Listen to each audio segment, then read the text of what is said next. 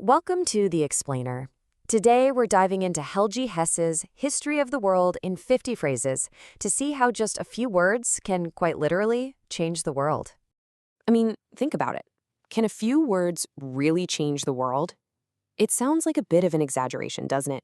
But as we're about to see, history is absolutely full of these key moments where one single phrase, said at just the right time, completely altered the course of civilization. So we're going to start by traveling way back to ancient Greece to unpack a simple command that ended up sparking a revolution in how we think.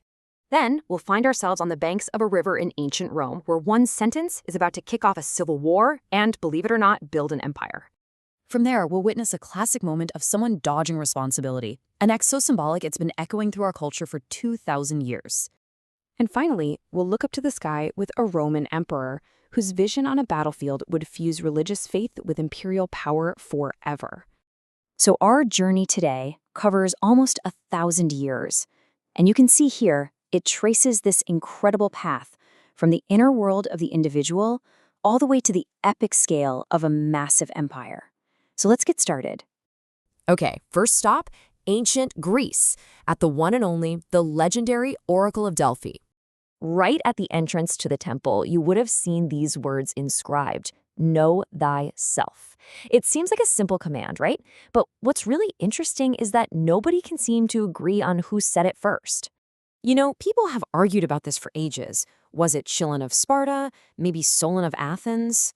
While a few of Greece's 7 sages got the credit, most ancient sources point to one guy in particular, Thales of Miletus, who a lot of people consider to be the very first philosopher in the Western world. And this is why that little phrase is so important. This wasn't just some ancient self-help advice. It was a radical idea. It was a call to shift humanity's entire focus away from the whims of the gods and mythology and turn it inward, toward the power of the human mind. It was literally an invitation to use reason to understand the world. This phrase basically marks the birth of philosophy. Okay, let's jump forward now, way forward, over 500 years to 49 BC. We're on the banks of a small river in northern Italy, and a decision is about to be made that will completely change the course of Western history. The die is cast. I mean, talk about a line you can't take back. These are the famous words Julius Caesar supposedly said as he made a choice from which there was absolutely no return.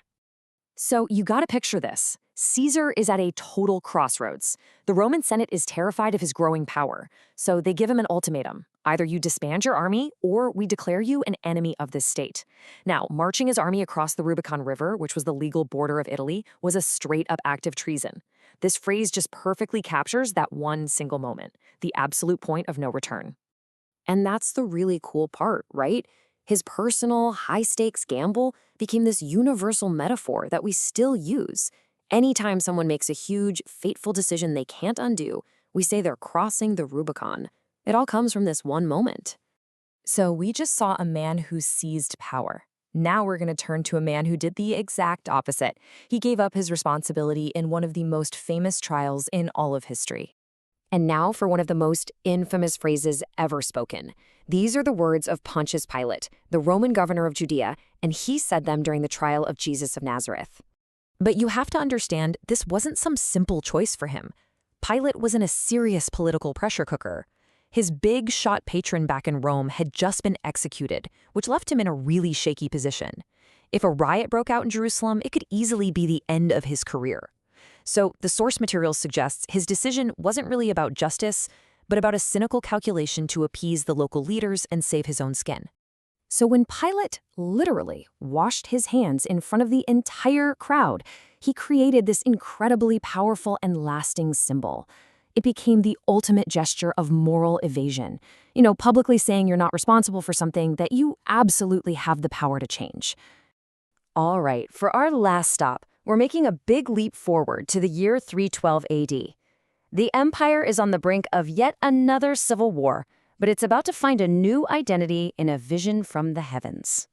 So the story goes, this was the message that the Roman general Constantine claimed he saw in the sky right before the huge, decisive battle of the Milvian Bridge. So here's the scene. Constantine is massively outnumbered. He's facing a much larger army. And according to the legend, he looks up at the sky and sees this Christian symbol, the Chi. and with it, a message: with this sign, you will conquer. So he ordered his soldiers to paint it on their shields as this powerful sign of divine favor. Was it a miracle? Or was it a masterstroke of political psychology? Who knows? Either way, it worked. Constantine crushed his rival and became the sole emperor of Rome. And this, right here, is where our whole journey comes full circle. Think about it.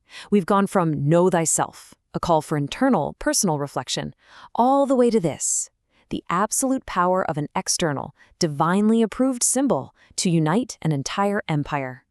From a philosopher's quiet command to a general's fateful decision, a governor's act of evasion, and an emperor's holy vision, these words didn't just capture history, they created it. And all of this just makes you wonder, right? What are the phrases being spoken today that people are going to be looking back on 1,000 years from now as the words that defined our world?